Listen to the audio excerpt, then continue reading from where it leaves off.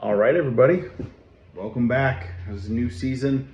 Welcome to the 2022 Not Shamrock League fantasy season. This season, I am not doing the recaps as we went over at the draft and at the draft pick party. But being that I'm not doing the recaps, I figured I'll have time to do weekly previews. So here is your week one preview. And of course, the recap is going to be done by whoever ends up with the lowest score. So in a perfect world, I will not be doing any recaps this year, and Marcel will do every recap this year. So we shall see. Before we get into the recaps, I just wanted to quickly go over where the ESPN has us all ranked for the season, which I think is stupid because of where it has me ranked.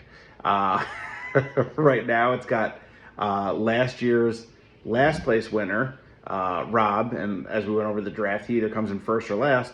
Right now, they have Rob as the number one team in the league. So we'll see if that holds up. Marcel comes in at number 2.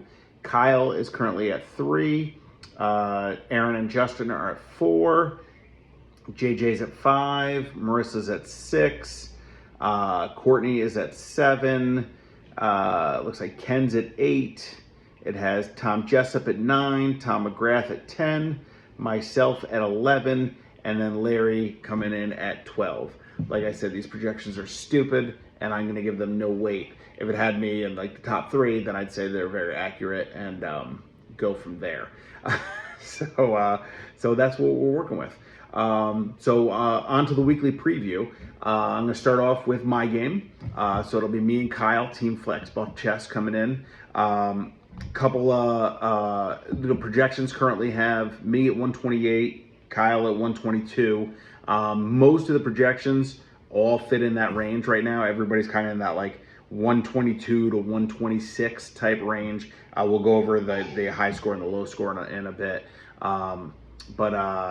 Yeah, tonight we have Kyle's got Josh Allen going. So as much as I obviously want to beat Kyle, I hope I'm down a lot because of Josh Allen. Now, hopefully I'm down a lot because he's throwing touchdowns to Stephon Diggs, who I have going in the game.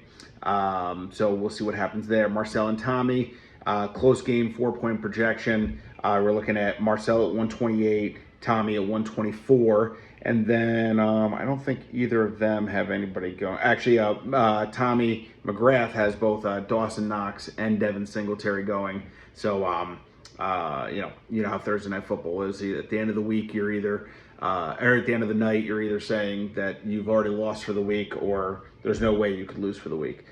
We know how week one overreactions go. Keo and Larry, well, Keo and Aaron versus Larry. Keo's projected for 127. Larry's projected for 118. Keo and Aaron have both Cooper Kupp and Allen Robinson going tonight. So it'll be interesting to see how they divvy up the ball there. And then Larry, I don't think has anybody going tonight. Ken and JJ. Ken's projected for 115. That's currently the lowest projection of the week. So we'll see what happens there. Ken's team's interesting. I was just looking at it. He's got crazy depth on his bench. He's got a lot of interesting decisions to make. He's got Ayuk on the bench, Ramondre Stevenson on the bench, Julio Jones on the bench. And then his quarterback decision is interesting too. Kirk Cousins and Derek Carr. I mean, you can make cases obviously for both guys. So, you know, we'll see what he does there. So as you know, even though his projection's low, he's got a lot of interesting roster decisions to make there. And then JJ projected at 122. I don't think either of them have anybody going tonight. I forgot to mention Larry's got Gabe Davis going tonight. So we shall see what happens there. Rob, 132 versus Marissa's 122. Rob currently has the highest projection of the week, which kind of fits with him being projected to be the number one team right now. He's projected for 132. And do they have anybody going tonight? Marissa's got Cam Akers. Oh, she's got Cam Akers and Dawson Knox going. Tommy McGrath just had Singletary.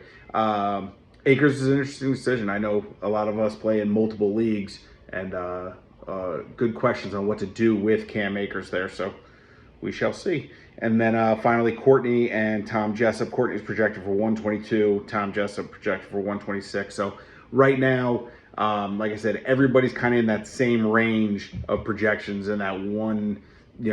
Everyone's flirting with that mid 120s projection. Right now, there's no injuries, there's no suspensions or anything like that. So it'll be fun to see what happens after week one.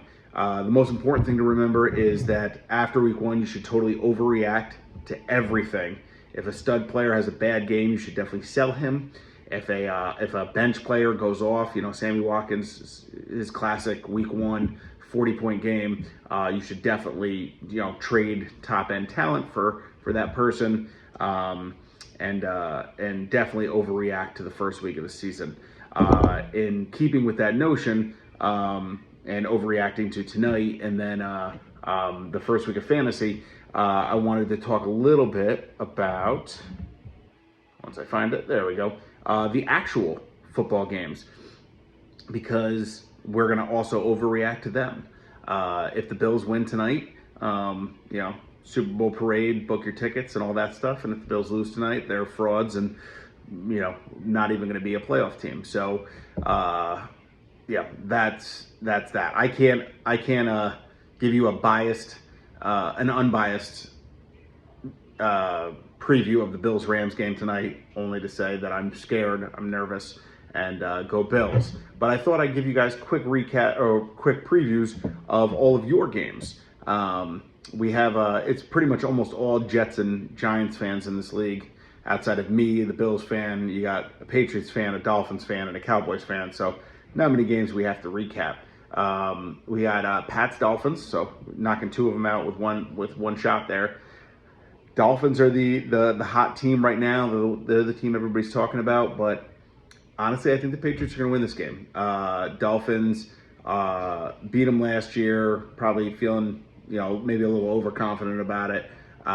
Rookie head coach going against Bill Belichick, that's usually not a winning formula.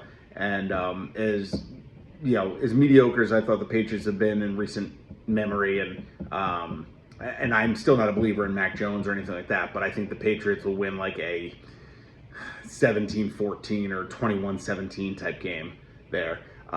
Jets and Ravens. This is not me bashing the Jets. I actually think the Jets have had a really, really good offseason. I think you are definitely on the track to improving and being a formidable team. And honestly, this minute, obviously Zach Wilson's got to be the guy for the future, but this minute, you might even be better with Joe Flacco at quarterback.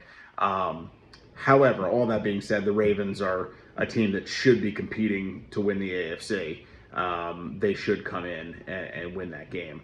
Bucks and Cowboys, they had a great week one game last year. I expect something similar this year, but the Cowboys are not quite as good as they were last year. Yeah, you could make the argument, same thing for the Bucks, but I think Brady and the Bucks are going to pull that one out. And then finally, Giants and Titans. I'm not a big believer in the Titans, and I would prefer if the Giants win the game, but I don't see it week one of a new system. Giants have been battling injuries. You're in a rebuild. Still don't even know if Daniel Jones is good. I think Derrick Henry should have his way in this game, and the Giants offense will probably look muddled at best. So that's your week one real football preview. Do I have any other notes? Guess not. It's game day. Let's enjoy it. Let's have some fun, and go Bills.